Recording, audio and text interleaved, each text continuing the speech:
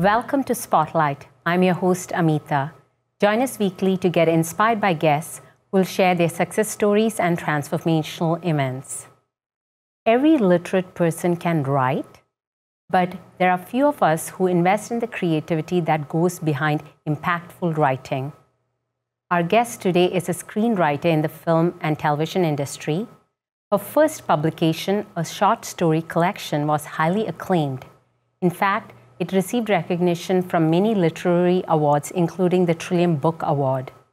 Now, her debut novel, Night of Power, is receiving rave reviews.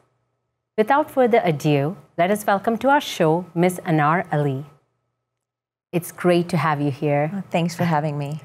And looking forward to hearing more about this wonderful book that has a powerful message. But before that, I understand you're a global being, like you have been across continents growing up. So tell us a little bit more about your growing up and your education.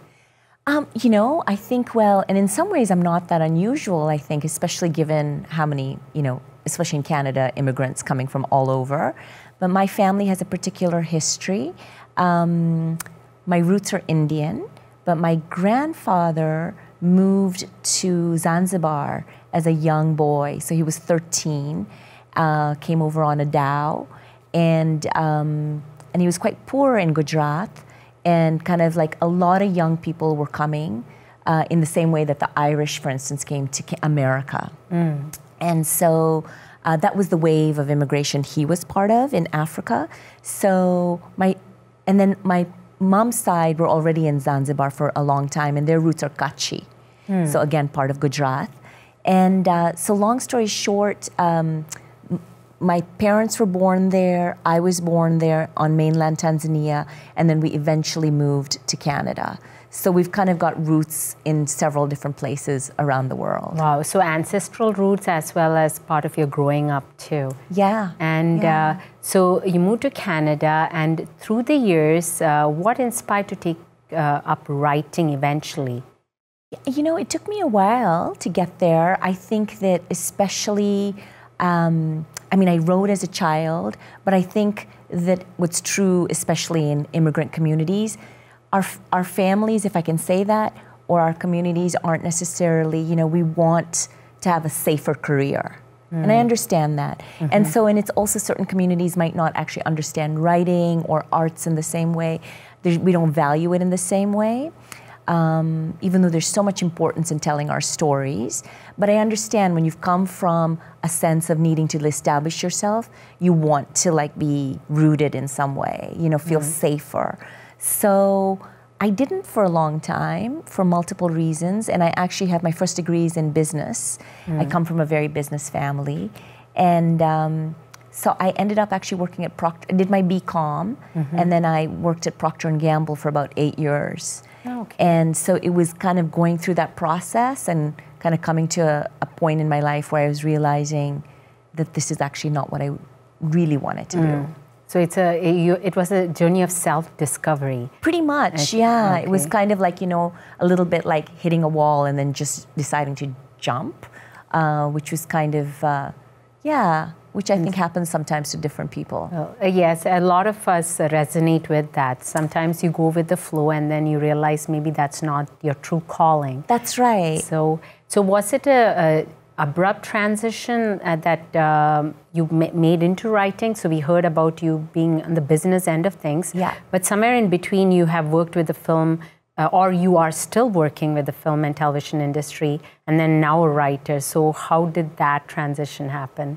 Actually, it was the other way. Okay. So it was the film, TV stuff came much later. It's been around in my life for about 4 years. Okay. And TV is even more recent, 2 years. So after when I was in the business world, and I'd come to this point of realizing that, kind of hitting, if I can say it, the wall, or I always think of it as the cliff. And so for me, it was, and sorry, your question was just about how I came to the writing, right? Which is great. Okay. Yes, yeah. I guess I had the order mixed up, but eventually that's what we were getting at. Yeah. Yes, so it was basically, and then I left that world in a whole different world I was living to pursue writing, slightly naive, thought, oh, you know what, I will just be a writer. And I had no idea of how difficult it was going to be or the challenges, but in a way that's okay, because sometimes that's true with many things. You don't realize it, and then you do it, and then you end up doing it, you know? So, but then I struggled a little bit, and what I realized about myself is I needed something more structured. So I went back and did my master's in fine arts at UBC.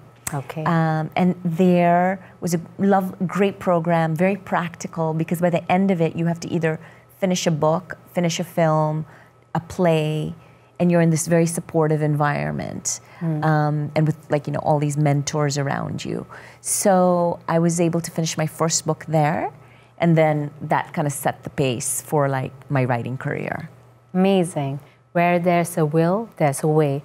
Because, like you said, you struggled through the initial phase, but you didn't give up and say, okay, no, maybe I'll just go back to the business world and, you know, I'm in my safe zone. You found out that probably it's better to pursue it better with some formal training, and which is what you did. I did. But, you know, I'll tell you that just to not just because I don't think it was as linear, I did go back for a while, because one of the greatest challenges of being an artist or a writer, of course, is how do you pay the bills? So I think there are ways to do that, and I have found those ways. But at the beginning, when you don't know that, and there's no one in your life telling you how, and you want your independence. So I think the challenge is making that happen. So there was a period where I actually, for a year and a half, went back into the business world, and then I, again, couldn't do it. Okay. I was like, no, this. So I went. There was a little back and forth for a little bit before I kind of ended up here. Which is still great. I mean, so it's great that you've shared that with us, that it's not like so easy and linear. Sometimes there's a little bit of going back and forth till you eventually come to your destination. But the key is to persevere and keep doing. And you were smart about it in the sense that you also kept in the background something that would, like you say, pay the bills for the real world.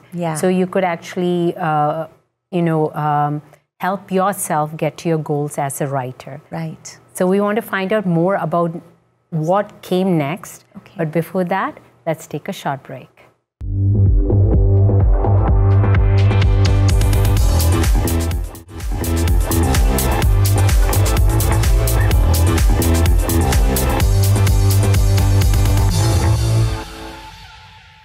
Welcome back to Spotlight.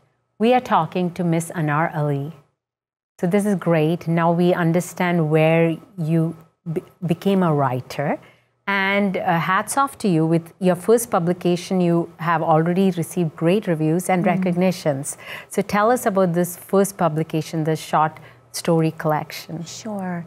You know, when I wrote that book at UBC, because that was me actually trying to become a writer. I actually wasn't convinced it would get published. So I was trying just really to learn. But I was also exploring things I was very interested in, which was, and still continues to be, the ideas of home, the ideas of family and relationships within families. I say we, as immigrants, when you move to a new place, the family shifts and so many things happen. For instance, a lot of times women who didn't work are going back to work or starting work. How does that shift things? So I was exploring that, as well as histories that I didn't know, nothing I'd learned at school. And then also when you come from a fractured history, like the India, Africa, Muslim, like Ismaili Muslim, which is also, it has its own particular history, and then a Canadian history. So there are all these fractures. So it was me trying to like take all of those pieces and trying to just understand more about myself and by extension the world, you know, that thing. And so it's a collection of stories that spans from about 1946 to roughly, I guess it would have been 2000. And it's a portrait of a community and families. Wow. Okay. Yeah. So it sounds like correct me if I'm wrong, but the content of your writing comes from your real life experience? I think sometimes, you know, I think some of the emotional truths might be, but, you know, as a fiction writer, so much of it is made up. You know, most of it actually is made up. And I think it's always a compliment. I remember for my first book, there's a couple of magical stories in it, magical realism, and the title is Baby Kaki's Wings. And that story, I remember reading it, and this was in Calgary, and someone said to me at the end of when people were allowed to ask questions, she said, "Did that really happen?" And it was a story about a woman who grows, or a baby that grows wings and flies. And she actually genuinely thought that happened. And it was not a question. I took that as a huge compliment, because I was like, oh, she was really, it wasn't a young child, it was an older woman. She actually got drawn into the story in a way that she felt that this was a possibility. So I think that's the magic of fiction. So even if we're not writing about magical things, there's a feeling it can be that it's very real. And so no, I'm not writing about my life. Okay, yeah, but that's the power of writing, when you write it the proper way, you know? I hope so. Yes. Or if I don't know if there's a proper way, but I think that maybe if there's a way that sometimes certain things just connect with you in a way. Said, and so when you connect with something, sometimes you really feel it speaks to you in this hopefully deep way. Well, it has made quite an impact on many, because it did, get recognized by many awards. How did that feel like? And why, as a writer, do you think, is it important or not important for you to be recognized by awards? Yeah, I think, well, I'm sure many writers feel this way. I think, or in anything you do, you want to get recognized, of course. I think that's so lovely, because it gives you, helps build credibility, helps more readers read your work. And ultimately, I think that's what it's about. I saw this documentary of Toni Morrison, the late, great Toni Morrison, who just passed away. And she said something, and I thought it, deeply resonated with me. She said she was in Europe for some reading, and part of it was, part of the festival, they also had an art show. And what she had to do is she had to sit across the artist. It was dark, you couldn't see the artist. So you sat down and you would put your hand up, and on the other side, the artist was doing the same thing. And you didn't touch, but there was a sense that you were connected. And she said something very beautiful, and I think is true, is that that's a great hope for any writer or artist, that you just are doing this, and in some way, maybe it's connecting with someone, even if you're not quite touching. And so maybe that is the ultimate, what you want, is some sort of connection. The awards and so on just helps you get that more readers to hopefully come to that world and hopefully have that connection. Wow, deep and very insightful, coming from the writer's perspective. So, well, you didn't stop there, and the impact has continued with your debut novel, Night of Power, and already receiving great reviews. Tell us a bit about what went into creating that masterpiece, like what inspired you, and what can the readers expect? Well, I hope it's a masterpiece. It already sounds like it from the reviews. That's very nice of you to say. I think it's the birth of the story was from a short story from my first book, but it morphed into its own thing. And so for me, I originally I write from images. So I had a recurring image that wouldn't go away, which was a man in a frozen field, a plane crash very close by. I never understood why he was out on this field. Was he part of the plane? Is he a victim? What was that? Eventually what I realized is that plane crash disappeared, but it almost became a bird, and that is the opening of the book. A man on a field, he's partly frozen because it's an ice field, and a little bird is trying to wake him up. And so that's at the core image of the book. But what the book ends up being about really is the things that I often am interested in, this kind of ache for home, and what happens, or what happens to us being anyone, when we can't be who we want to be. And it's particularly true of immigrants. It's true for everybody, right? It could be true for an artist growing up in a family that doesn't understand artists. It could be true for a woman who maybe traditionally wanted to do things that men did and weren't allowed, or for men who might traditionally maybe want to do something that their family thinks is too feminine, you know? So there's different ways of it. But it's so particular to also the immigrant communities, because when we come or when we immigrate, everything about who we were needs to change. So then how do you remake yourself? And so it's really an examination of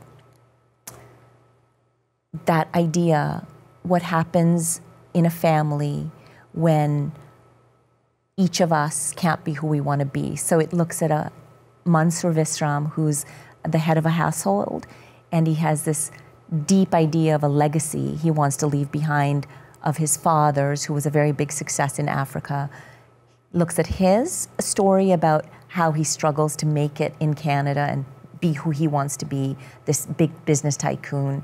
Looks at his wife, who has these ideas of what it is to be a mother and a wife, and is, in a sense, forced to change that. And then also looks at a son who's a big Bay Street star, but has different ambitions for himself, really, and how those kind of conflict with each other. Wow. So basically, it's a story that you're telling, but I mean, like you said, so many people can relate to it, because even from what you were saying earlier from your life, or even I can relate to it in my life, that feeling of being displaced and finding your sense of identity in that area of displacement. So a lot of people will relate to it, because that is every human these days, right? It really is, right? And I think that's kind of like the hope. I mean, the intention was to explore it for myself, but always the broader hope is that people connect to it in some way. Wow. Quite exciting. So where can our readers find Night of Power? Yeah, it's so it's in stores this Tuesday, August 20th. So it's online, pretty much anywhere that you look online, all bookstores, and it's also going to be in print version, which I have a copy here, on ebooks and audiobooks too. So if there's a lot of people now who prefer audiobooks. I know for me, I know my mom, I always think of my mom, and it's one of the reasons I even thought about going into film and TV, is because I don't come up from a family who reads fiction, even though they're big readers. And so, but I know if there's a movie or a TV show or an audio book, it's more accessible. So it's also going to be in an audiobook, which I'm very excited about. Wow. Well, congratulations to that. And so go find it, Night of Power. It's coming out soon, as Ms. Anar Ali mentioned. So we have to talk more about the rest of what's happening with you. Sure. But before that, it's time for a short break.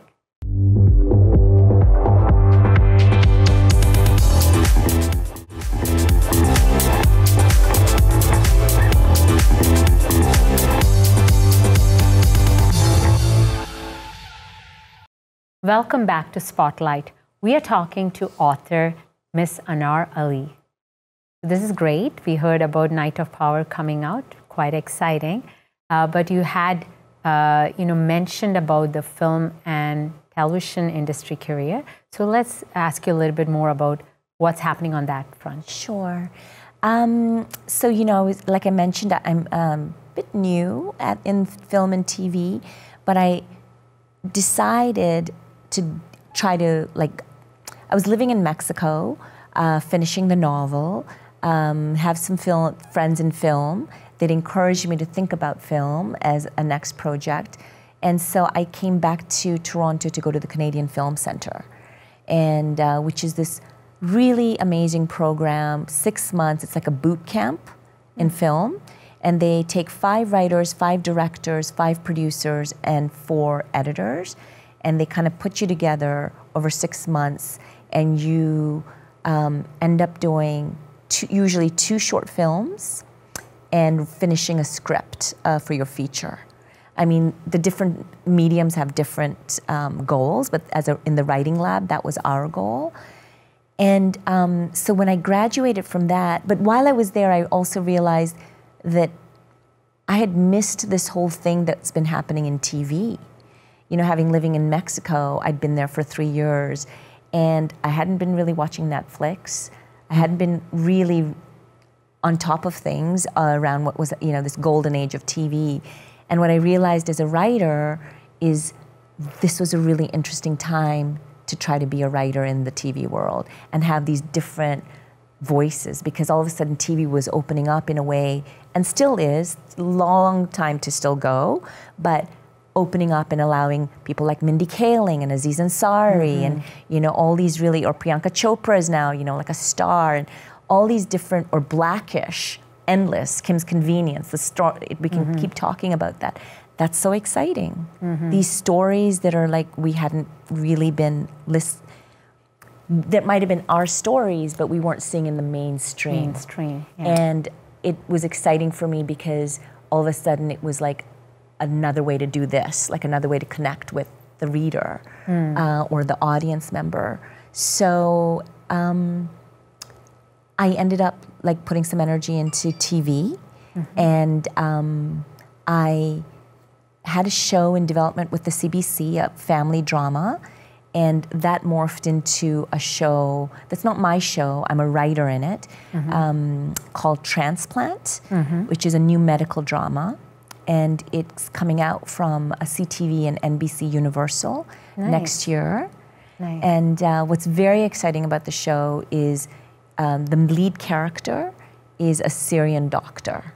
Wow. So we're following like the story of a Syrian refugee who was a doctor in Syria, and same sort of idea, struggles, and how does he become a doctor? You're a doctor, right? Yes, I am. Yeah, medical doctor. Medical doctor, which is so great that you're able to do all these things, really rare.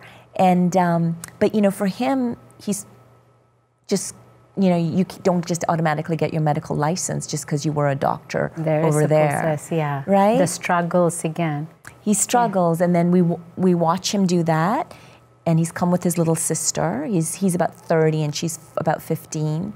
And then we also follow the rest of the characters in the show.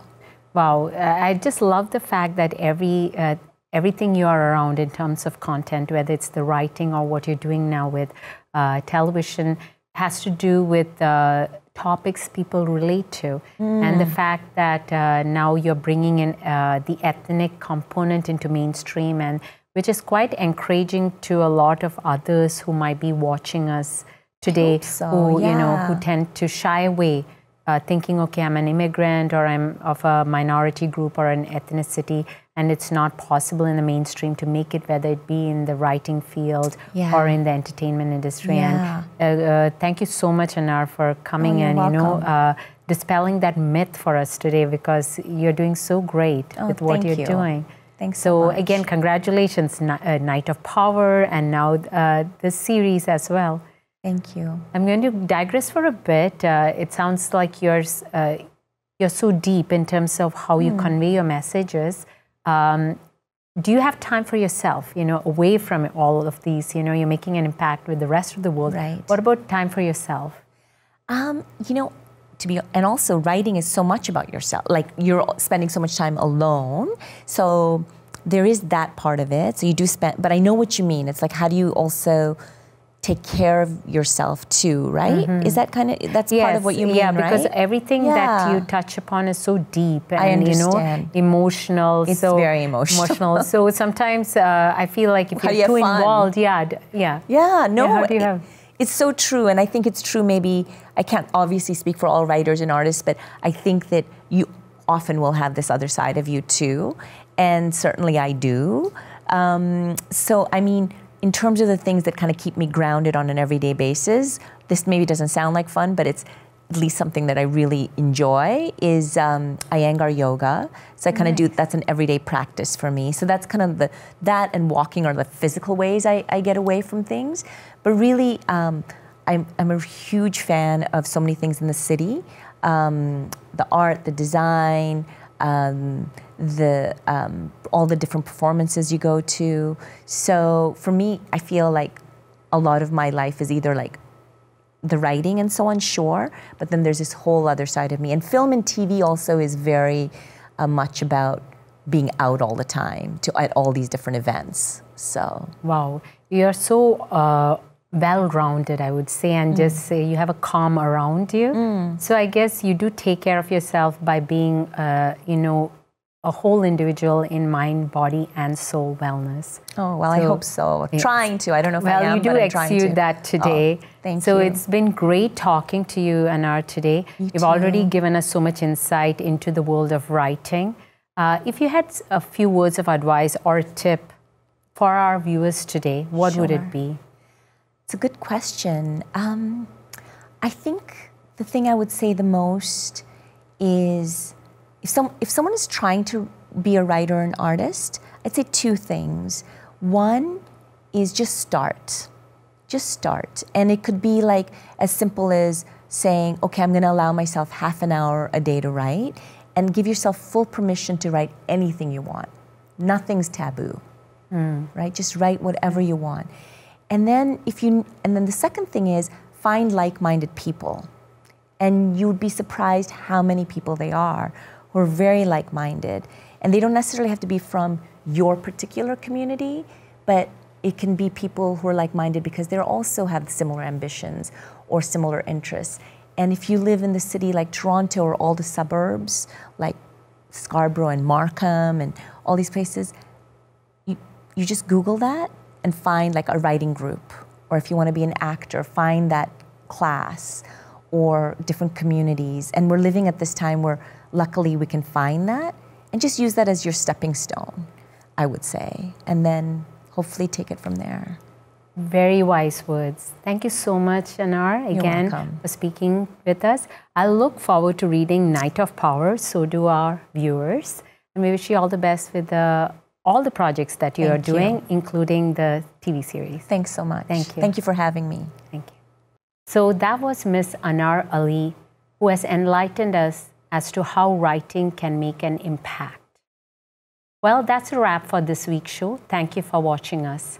Continue to follow us on Facebook, Twitter, and write to us at spotlight@ethnicchannels.com. Until next week, this is Amitha signing off, encouraging you to tap into your creative side.